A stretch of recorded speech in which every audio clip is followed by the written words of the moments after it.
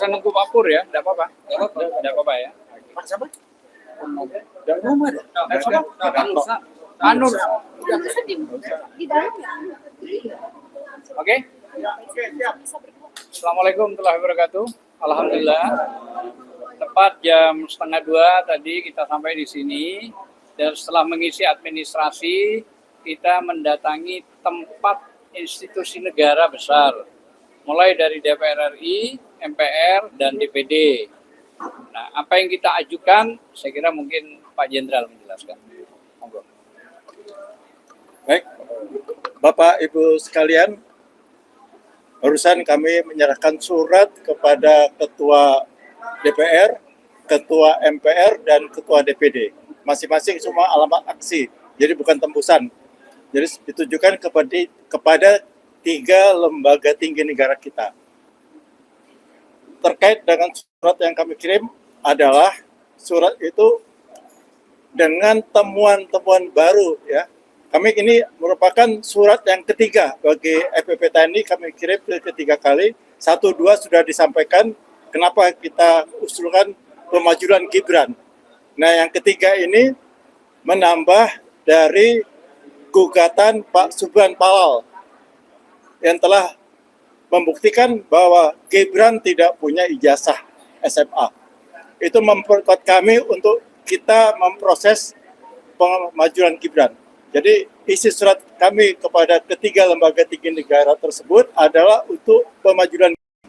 Ya, demikian saya sampaikan tentang surat yang kami sampaikan ini.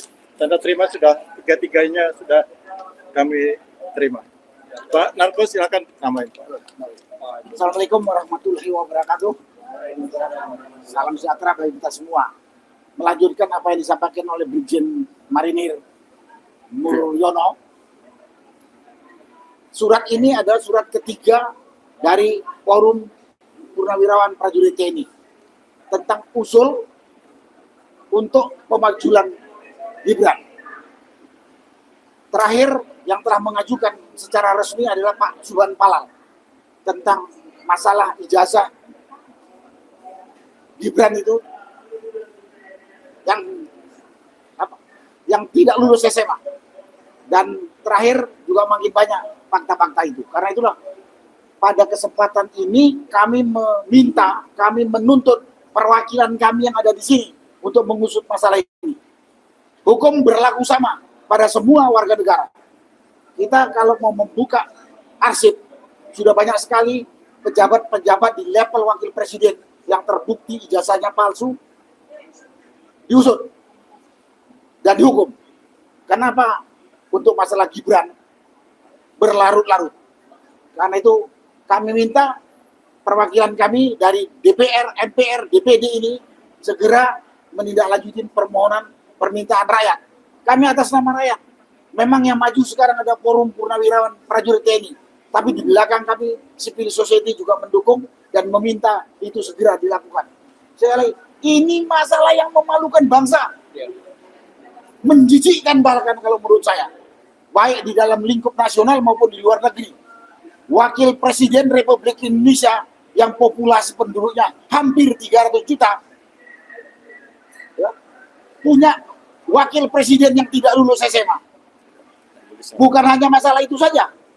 Tampilan dia selama 1 tahun ini kan memalukan. Kalau tidak dikatakan menjijikkan. Sekaligus ini juga pada pemerintah sekarang. Presiden Prabowo juga harus bertanggung jawab. Kalau dulu mungkin tidak tahu. Kalau tahu ya keterlaluan. Kalau tidak tahu sekarang sedang ada pemberitahuan, dia ikut bereaksi. Jangan Presiden Prabowo juga dipermalukan oleh rakyat. Gimana mau hukum berjalan? Kalau Presiden tidak melaksanakan penyelesaian masalah hukum yang dilakukan oleh wakilnya.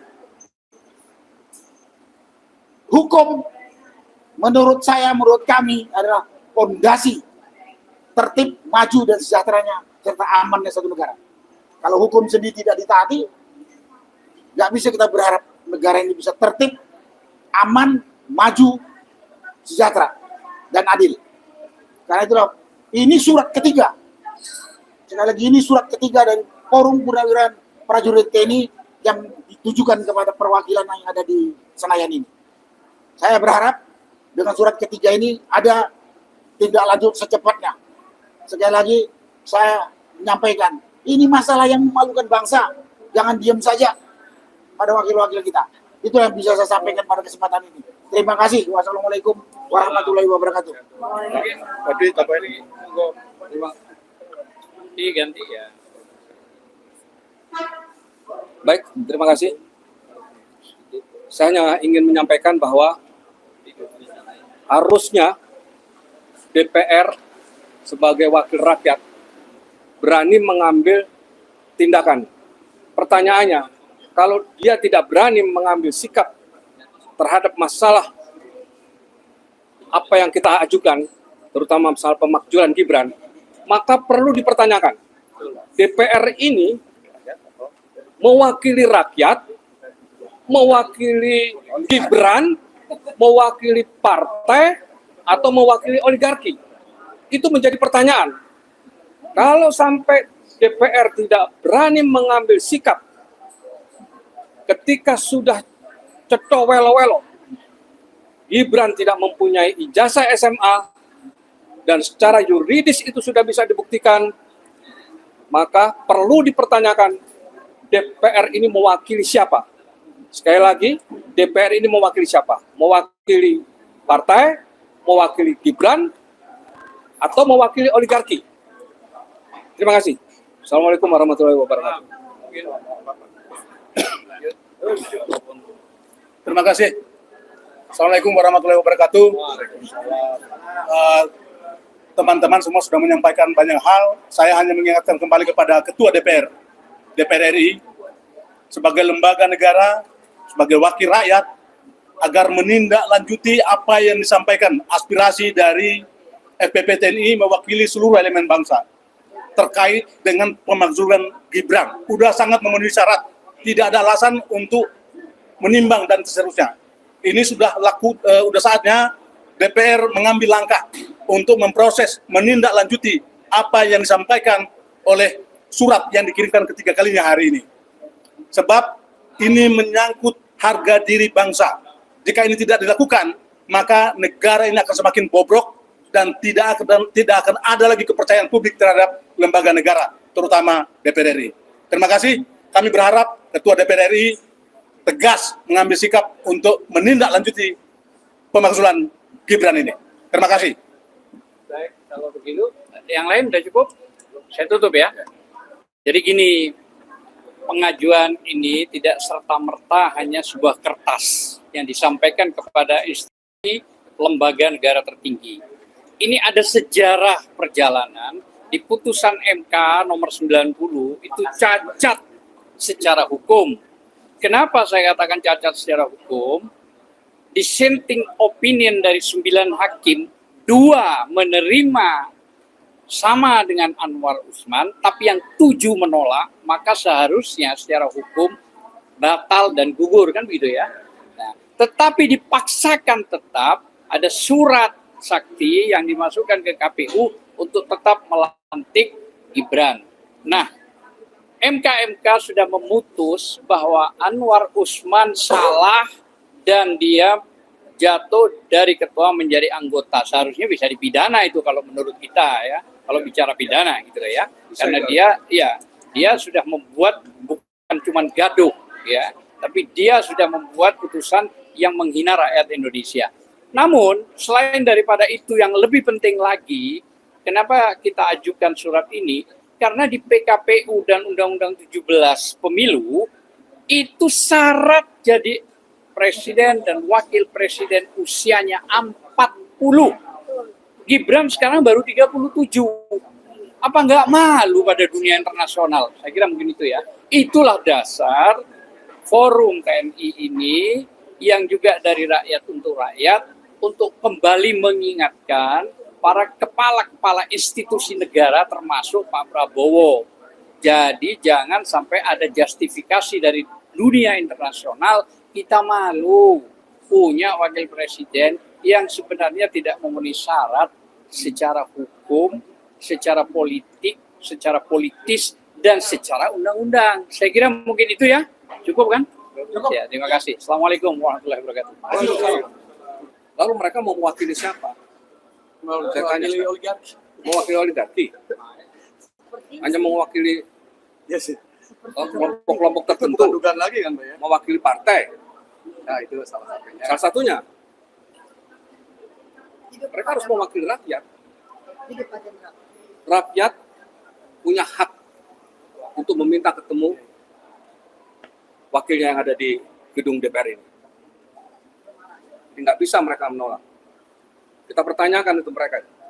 Ya karena kan sosok Gibran ini kan seorang yang istimewa lah ya Pak ya, wakil presiden ya kan.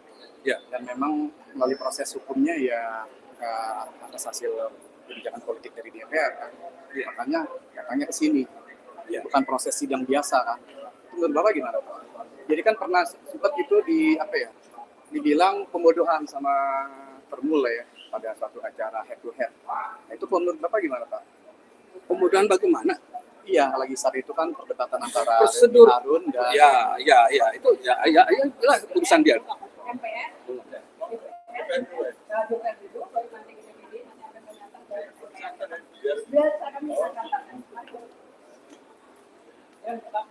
Ya. Gimana? Oke, Pak Dwi. Iya, tadi yang saya maksud tadi itu. Jadi kan beda, kita ini kan rakyat biasa. Ya. Kalau ada sesuatu yang melanggar hukum lah ya, pasti kan prosesnya polisi lah, kita dimintakan ke jaksa lah. Cuman kalau untuk sekelas Gibran ini kan dia seorang wakil presiden. Nah itu menurut Bapak gimana? Prinsip hukumnya gimana Pak? Sekarang kita kembali kepada proses awal ya. Iya. Proses awal pencalonan Gibran. Kita harus lihat dulu ke sana. Proses awal pencalonan Gibran sebagai calon wakil presiden pada waktu itu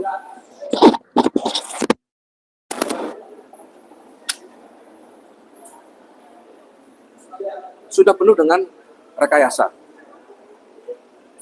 Ada satu kepentingan yang dilakukan oleh bapaknya pada waktu itu, ya Pak Jokowi masih menjabat sebagai presiden. Dia mengintervensi, saya katakan ini mengintervensi karena di situ ada mengintervensi putusan MK karena di situ ada pamannya, Anwar Usman. Itu dulu yang harus kita lihat ya. Kalau itu disampaikan oleh mereka yang dari kubunya si Gibran, oh ini putusan sudah sah kok, putusan sudah mempunyai kekuatan hukum. Putusan itu cacat hukum. Karena cacat hukum, ya kemudian diperiksalah ketua MK pada waktu itu si Anwar Usman, terbukti melanggar etik. Kemudian Anwar Usman dicopot dari jabatannya, bukan dipecat ya, dicopot dari jabatannya pada saat putusan MK. Nah dari situ harusnya itu seperti surat yang pertama, kami meminta putusan putusan Mahkamah Konstitusi nomor 90 itu harus diperiksa kembali. Harus diperiksa kembali sesuai dengan ketentuan prosedur pemeriksaan kembali itu diatur di dalam Undang-Undang Kekuasaan Kehakiman nomor 48 tahun 2009. Itu diatur. Jadi tidak ada alasan itu tidak bisa dilakukan pemeriksaan kembali. Tentu dengan susunan hakim yang berbeda. Itu bisa. Nah, dari situ kita anggap bahwa duduknya Gibran, terpilihnya Gibran sebagai wakil presiden sudah menyalahi aturan undang-undang. Sudah menyalahi prosedur. Tidak ada kita bicara soal putusan hukum sudah mempunyai kekuatan hukum. Putusan MK sudah mempunyai kekuatan hukum. Kita tidak bisa bicara seperti itu kalau putusan itu benar dilakukan. Tidak ada rekayasa hukum, tidak ada rekayasa kepentingan, tidak ada rekayasa politik. Itu bisa kita terima bahwa putusan MK mempunyai kekuatan hukum. Ini kan penuh dengan rekayasa. Nah, oleh karena itu, FPP TNI berusaha melakukan langkah-langkah sesuai dengan ketentuan undang-undang. Kita buat surat dulu, memberitahukan ke DPR, ya. Kita minta dilakukan RDP, ya. Kita nggak ditanggapi surat pertama, kemudian kita kirim surat lagi yang kedua, tidak ditanggapi lagi, hari ini kita kirim surat yang ketiga. Tetapi di dalam perjalanan proses surat yang kita sampaikan itu, ya, terutama di poin ke-8, ya, poin ke-8 deklarasi yang kita ajukan, ya, di dalam tuntutan deklarasi yang kita ajukan pada waktu di Kelapa Gading, yang terakhir kita adalah pemakzulan Gibran, itu yang terakhir. Nah sekarang berkembang kita sudah mempunyai, insya Allah ya, kita sudah mempunyai bukti-bukti tambahan. Bukan hanya sekedar putusan MK nomor 90, tetapi bisa pada ijazahnya saudara Gibran. Dan Pak, itu kan kata Pak itu kan ada pejabat yang institusi negara. Gimana? Pemufakatan jahat, pemufakatan jahat. Pak Roy Suryo antara tiga lembaga ini, yaitu KPU dan Mendikbud. Ya. Dan misalkan itu terbukti, Ya. misalkan gitu kan, apa yang dibawa oleh Rasulullah itu benar bukti otentik yang jelas-jelas bisa menjadi persyaratan yang untuk pemakzulan Gibran. Dan apakah tiga lembaga ini bisa dilanjutkan proses selanjutnya? Oh bisa, benar. Jadi permufakatan jahat itu adalah mereka yang turut serta melakukan satu kejahatan ini. Ya. Orang yang memberikan ide itu termasuk di dalam permufakatan jahat itu. Orang yang memberikan ide saja, itu unsurnya sudah terpenuhi bahwa dia ikut dalam permufakatan. Orang yang memberikan ide. Apalagi yang ikut menangani, menerima, ya, ijazah mengesahkan, itu sudah terpenuhi unsurnya. Jadi kalau ini nanti terbukti ijazah Gibran, ya, dia tidak mempunyai ijazah, harusnya DPR berani membatalkan posisi Gibran sebagai wakil presiden. Silakan melalui prosedur yang diatur di dalam Undang-Undang Dasar 45 ya, pasal 7A dan 7B. Silakan melalui prosedur itu. Kita nggak mau lari dari prosedur hukum. Tapi DPR juga jangan menutup mata, jangan mencoba mencari alasan yang macam-macam, jangan mencoba mengelak, gitu loh. Ya, ini sudah bukan hal yang main-main lagi. Ya, karena soal ijazah ini sudah diketahui oleh seluruh warga negara Indonesia yang jumlahnya 285 juta. Itu kan dari keterangan tadi kan katanya sudah 3 kali ya menyuratkan pihak DPR. Hari ini yang ketiga kan? Ini yang ketiga. Hari ini yang ketiga surat. Kalau misalkan ya kandidat respon gitu seperti dari 2 dan 1 dan langkah selanjutnya apa itu Pak?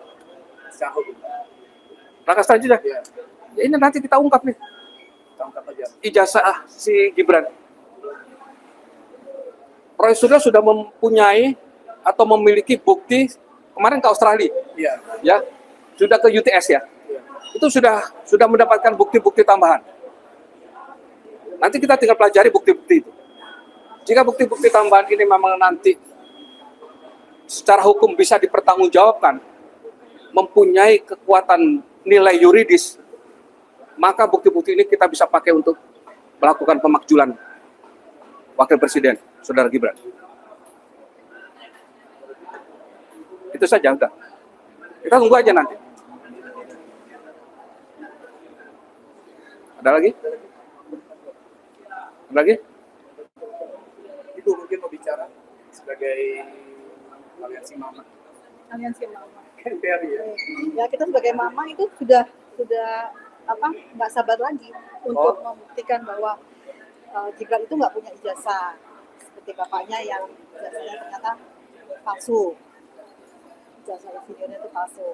Jadi kita akan terus mendampingi para jenderal-jenderal TNI ini sampai kapanpun. Tetap semangat Pak Jenderal. Tetap semangat Pak Jenderal. Saya bukan jenderal. Bukan ya? Ada Bukan, apa nah. mantan? Bukan mantan juga. Jadi saya ini salah satu inisiator terbentuknya FBP TNI. Dan sekaligus sekarang ini saya sebagai legal advisor FBP TNI. Jabatan saya terakhir sebagai Hakim Agung ad hoc. Ya, Hakim Agung ad hoc periode 2007 sampai dengan 2022. Keren Pak, semangat Pak. Harus semangat. Mama juga Demi bangsa dan negara harus semangat. cucu. Ya, Demi anak cucu. kita yakin kita dapat membantu Pak Prabowo untuk memperbaiki kerusakan tatanan hukum, politik, ekonomi. Insya Allah Insya Allah. kita siap untuk membantu Kita dukung. perbaikan ini. Kita dukung Pak Prabowo. Baru 1 tahun ya Pak ya. Baru 1 tahun. Ya kan banyak isu juga tuh Pak, katanya pemerintahan 1 tahun Prabowo ini kan masih bayang-bayangi sihir Jokowi katanya gitu kan. Tanya sihir Jokowi. Sihirnya apa tuh? Sihir apa sih? Begini sihirnya nih. Ya istilahnya bayang-bayang lah. Bayang-bayang. Sihir Jokowi gitu ya. Dalam pemerintahannya. Itu kalau menurut Bapak gimana? Maksudnya untuk sebuah pemerintahan yang menjalankan seperti itu Pak. Jadi jika ada seorang presiden, kan di belakangnya masih ada yang ya gitu-gitulah gitu. Ya, Cawe-cawe. kalau dengan sihir kita nggak berdoa aja. Dikit. Punah itu. Sihirnya punah itu sihirnya. Langsung deh. Ya, lulu lantah itu sihirnya itu ya kan. Jadi ya Pak Prabowo saya yakin beliau mempunyai rencana-rencana tersendiri. Tetapi sekali lagi kami sebagai rakyat tentu menghimbau ya dan mengharapkan kepada Pak Prabowo harus bisa melepaskan diri dari cengkeraman Jokowi. Itu wajib hukumnya. Nggak ada tawar-menawar. Beliau harus mampu untuk melepaskan diri dari pengaruh-pengaruh Jokowi. Kalau tidak, kita akan jalan di tempat. Ya. Jadi harapan bangsa, harapan rakyat Indonesia untuk memperbaiki kembali tatanan hukum, politik, ekonomi, nggak akan bisa kita capai. Apa ya Pak? Nggak akan bisa kita capai kalau Pak Prabowo masih dalam pengaruh Jokowi. Ya, Pak Prabowo tidak, artinya gini, Pak Prabowo itu jangan merasa Jokowi itu punya jasa besar terhadap beliau, gitu loh. Jadi harusnya Pak Prabowo boleh menjaga hubungan dengan Jokowi, ya. Itu etika lah sebagai bangsa Indonesia. Tetapi jangan merasa bahwa Pak Jokowi itu punya jasa besar terhadap Pak Prabowo menjadi presiden. Kemudian Pak Prabowo juga harus berani mengambil sikap ya, untuk melaksanakan apa yang menjadi program-program beliau. Kan Pak Prabowo banyak di program-programnya. Tapi kalau saya lihat kan Pak Prabowo masih setengah-setengah, ragu-ragu gitu ya. Ini seperti sekarang. Saya lihat ini penting sekali nih. Reformasi Polri yang sudah dicanangkan oleh Pak Prabowo sampai sekarang belum jalan ini. Ya, belum jalan. Malah saya dengar dari salah satu yang akan masuk di dalam tim reformasi Polri yang dibentuk oleh Pak Prabowo. SK-nya pun sampai sekarang belum terima. Berarti kan SK-nya belum ditandatangani oleh beliau. Kalau SK sudah ditandatangani Pak Prabowo kan tinggal menyerahkan. Jalan itu sudah. Jadi barang itu. Tapi sampai saat ini belum ada perkembangan ke sana. Nah, ini salah satu contoh. Kenapa? Saya juga nggak tahu kenapa Pak Prabowo begitu lambat untuk mengambil satu sikap ya untuk melaksanakan reformasi Polri ini. Harusnya sudah siap itu. Kan Pak belum lama katanya Pak Mahfud MD itu kan ditandani oleh purnawirawan dari Polri dan TNI ya. Ya, Dan apakah salah satunya itu FGT juga ada di sana? ya. kunjungan ke Pak Mahfud MD pada waktu itu, saya ada. Saya mewakili dengan teman-teman dari FPP TNI. Kami sudah sampaikan apa-apa yang menjadi katakanlah masukan yang positif untuk Pak Mahfud, ya, yang menyangkut juga masalah reformasi Polri. Kita sampaikan itu kepada Pak Mahfud. Ya, apakah Bapak ini membicarakan mengenai independence tim untuk reformasi Polri? Kan selama ini kan masih dari pihak dalam yang ingin untuk itu. Akan tidak semua itu dari dalam, kan tidak semua, kan Pak Mahfud sendiri kan sudah statusnya sudah pensiun ya, Iya, iya. sudah tidak jadi menteri lagi. Terus kemudian ada beberapa menteri mungkin yang terlibat di dalam tim reformasi yang dibentuk oleh Pak Prabowo. Apa sih namanya, Komite Reformasi Polri ya namanya, kalau tidak salah begitu namanya. Nah itu saya lihat kalau susunan anggota yang akan dibentuk sudah memenuhi syarat ya, karena di situ juga ada beberapa dari akademisi ya, kemudian dari menteri, kemudian dari mantan menteri Pak Mahfud. Jadi beberapa usulan dari FPP TNI termasuk kembali kepada Undang-Undang Dasar asli, itu kita sampaikan ke Pak Mahfud. Tapi lebih fokusnya tetap ke pemakzulan ya Pak?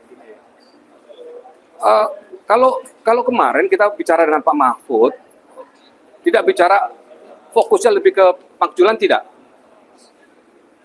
Kita bicara semuanya kita sampaikan, tapi stressingnya adalah 3 memang.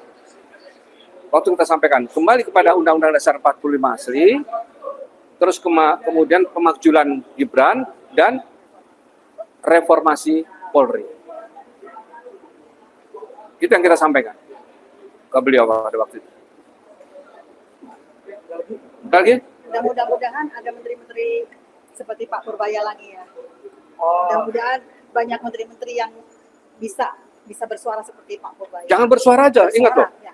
Jangan bersuara aja. Kalau bersuara tidak bertindak, Tidak. namanya omong-omong ya Pak Darto? Hah? Omong-omong tok ya? Namanya ya? Yang bisa berubah. Iya, nggak bisa lah.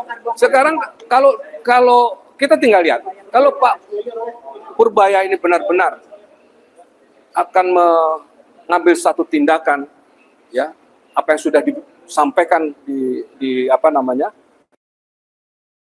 beberapa media dan sudah diketahui oleh masyarakat umum, bahkan katanya dicuekin oleh apa teman-teman yang ada di kabinet. Tinggal Pak Purbaya membuktikan aja apa yang disampaikan. Apa yang disampaikan tinggal membuktikan aja. Tapi nggak boleh cuma nomor-nomor aja gitu loh. Bersih ya Pak.